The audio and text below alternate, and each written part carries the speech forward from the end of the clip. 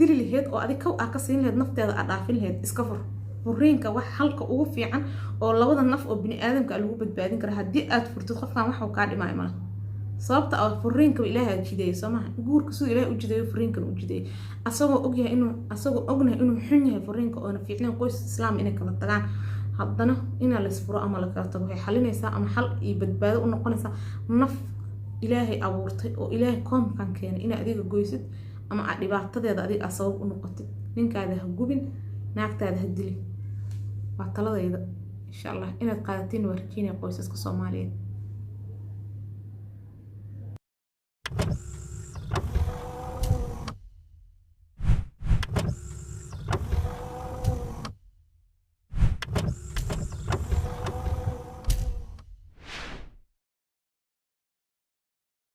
السلام عليكم ورحمة الله تعالى وبركاته وأنا سلامة دماغ ولا الله كحرة جنال كيما ملكستو أدنوك كجوكتين وحني رجينا يا خير عافمات فرحات بش برواقع إنا كنا ولاتين إن شاء الله مركلة إيو برنامجكي هوينكا هوينكا على waxa ugu baratay marka soo jeedinay ina qofku wareysto qofku dhacdo ina soo qaato ama qofku uu nala wadaago laakiin maanta muxuu yahay waa kaga disan yahay maanta waxa uga hadli rabaa haduu ilaahay yiraahdo dhacdooyinka bariyahan dambe soo noqnoqday oo dilka nin naagtiisa dilay naag ninkeeda dishay nin naagtiisa dilay naag ninkeeda gubtay wax lala yaabo oo lala istacajabo oo taariikhda Soomaalida hore uga dhicin waa oo jiilka cusub ee hadda socda iyo dadka hadda jooga ee la imaadeen midaas horta hadaan kala qaadno insha Allah anigu waxaan ku sababeynaa horta laba sababood aan ka dhihi doonaa laba fariin waa diri doonaa haduu ilaahay yiraahdo ama laba talo sabab hadaa marka hore aan ku hormaray insha Allah marka koowaad horta sababta waxay noqon kartaa waxa dhacaysa oo horta keenay dilalkan soo noqnoqday oo waayadan dambe keenay qorshe la'aanta guurka marka guursanaysa hadaa wax qorshe iyo plan aad ku guursanin la shaki la xaqiiqa ama waa isdilaysin ama si xun iyo saxriir isla ku kala tagaysin marka u horeysa gabadha Soomaaliyeed ama wiilka Soomaaliyeed uu guursanay waxa fiican inuu wax qorshe ama plan oo asaga naftiisa uu ka dhaadhiciyay ama uu ku hamiyo inuu ku guursado laakiin hadaa uu guursatid heblaayo way guursatay hebelna wuu guursaday waa la isqaba reer la leeyahay adna reer sameysad ku guursatay ama soonka soo socday soonka uga bax da ku guursatay wax walbeeto oo kugu imaado markaas adaa isku dhigtay qof wax uu kugu dhigay ma ahan sababta guurku waa raxmad guurku waa naxariis waxa fiican marka u horeysa noloshaada qofka u hibeynaysid ilaa qofkan adiga aad guursanayso hooyada iyo aabaha midna ma dhalin waa qof asoo 20 jir ama iyadoo 20 jir ay is aragteen noloshaada ku soo biiray waxa fiican ina marka hore qorshehiisa noloshaada wuxuu soo ahaan jiray qofkan wixii soo ahaan jirtay ee waxa tahay inaad marka hore iska jikantid oo fiirsid ilaahayna aad ku xirnaatid oo talada ilaahay u daysid talada ilaahay saaratid oo dhaad ilaahay waxaan ka bari qofku calafka iigu daray inuu noqdo qof wanaagsan anigana aan noqdo qof wanaagsan oo reerkeeda ka adkaato laakiin inta badan Soomaalida maxay sameeyaan maxaa dhacdo waxa lagu leeyahay hebel la guursaday intaas oo sano ku guursaday aniga ma guursaday maxaa iga reeb waa la guursaday guur ma waxba marka taas Soomaali hore uga mahmaado waxay dhahay geedkii roor lagu koray xamara dhaheen roora looga dagaa Soomaan marka hadii aad ku gashay heblaayna guursatay ama hebel uu guursaday waxa dhacaysa adigana guurkaaga inuu ku soo afjarmo maalinka danfuc shir dhibaato iyo dil midda labaad oo keenaysa oo waxay tahay shakiga farada badan iyo isqa qabsiga iyo khilaafka siyaadada ah qodobka labaad hadii mar walba ay gurigaada dhigtid guri khilaaf oo dagaalka dhibaatada joogtada shakiga oo kugu bato la shaki marka dambe dil oo imaana sababtu maxay tahay qofka adiga ay nolosha la wadaagto waxa la rabaa inaad kalsooni fara badan aasid ku kalsoon tahay sida naftaada ugu kalsoon tahay qofkaas ugu kalsoonaatid ma jiro maxaa dhigi jiray qof oo daahir oo la dhigi karo waa wax walba qofkan nadiif buu ka yahay qofka ceeb uu yeelan karaa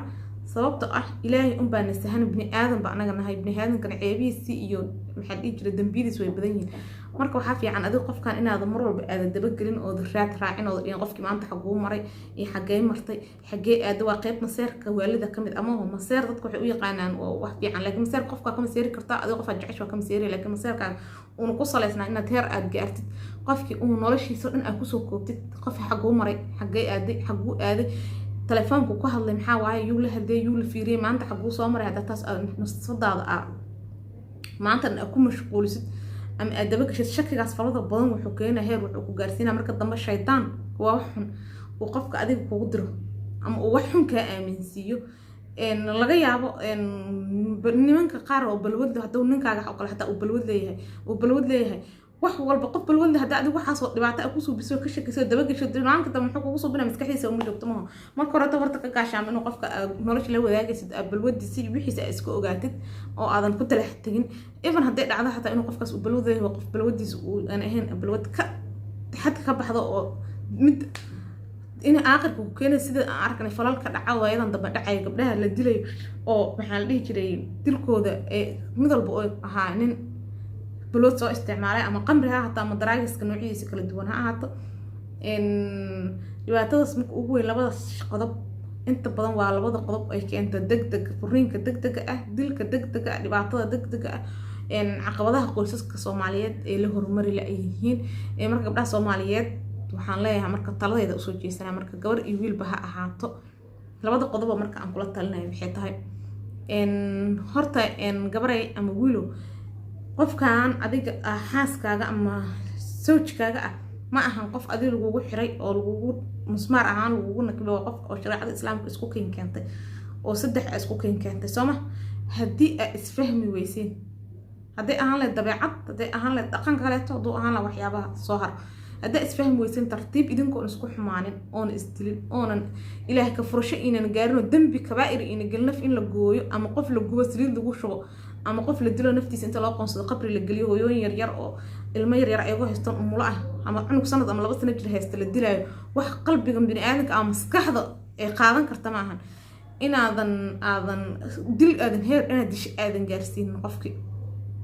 aad qofka tartiibtiisa saddexdana ku kala tagtiin sida sharciga wanaaga ku isku kursateen oo ahaado mid haddana ku kala tagtiin oo saas nidaamkiina idinkoo isku xumaan isku qabin ku kala tagtiin oo halkaas wadooyinka ay kala martiin sababta ah inta la isku xumaan laha ama la isdili laha ama dambi oo imaan laha hadii la kala tago waa xal furiinka ilaahay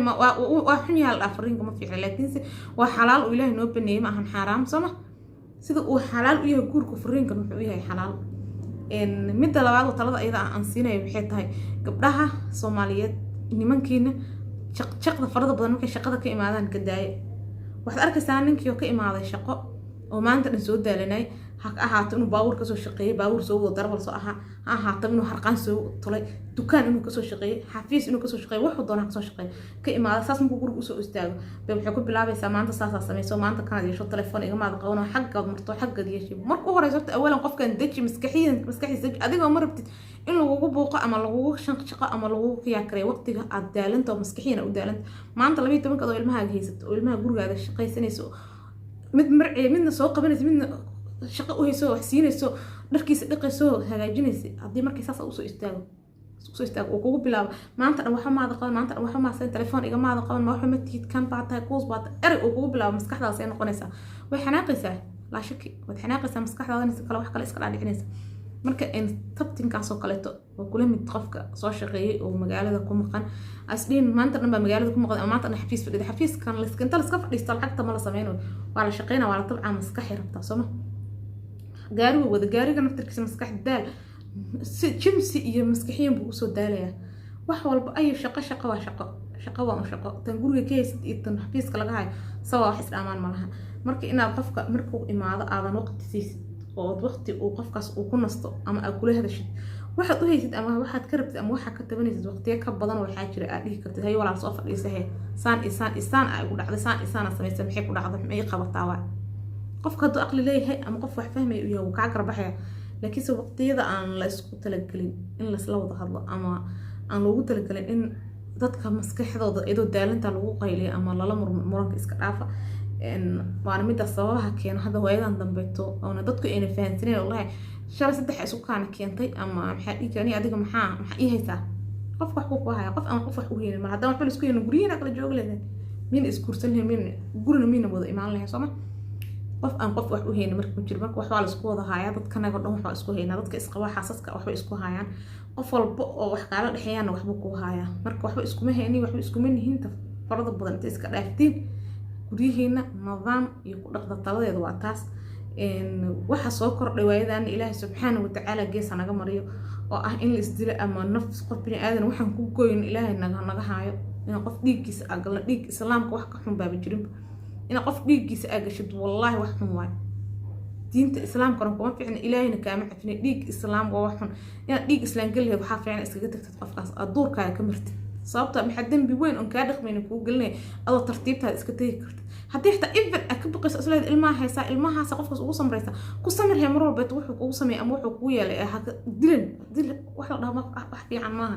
adna ninkaaga ha iska dil adna naagtaada ha iska dil iska fur intaad dilheed adduunkeeda ha ka shaqaysato caruurtaada xitaa ha ugu fakerin beri qofkan intuu ku dhibaateeyo ama wax yaroo dhibaato yar uu kuu geysto ama dhibaato ku dhin dhex marta caruurtaana u haysaa caruurtaan ama wax kaa noqdaan caruurtaada yaanyo u gado suuqa fadhiiso xaawo usoo guro suuqa uga xamaalo shaqeyso adiga iskaafi laakiin inta caruuran ugu samraadheed hadhow naftaada qarjaf halaga siiyo wax macquula ma ahan insha Allah waxaan idin rajaynaa dhamaantiina khayr iyo caafimaad farxad bashbash iyo barwaaqo noqoto qoysaska Soomaaliyeed waxaan leeyahay Ilaahay ha qaweeyo iimaanka Allah nagu wada sugo dhamaanteena wixii la isku dilo ama qof bini aadan naftiisa ku goynana Ilaahay ha naga wada hayo subhanahu wa ta'ala dhamaantiin waxaan idin rajaynayaa khayr iyo caafimaad bye bye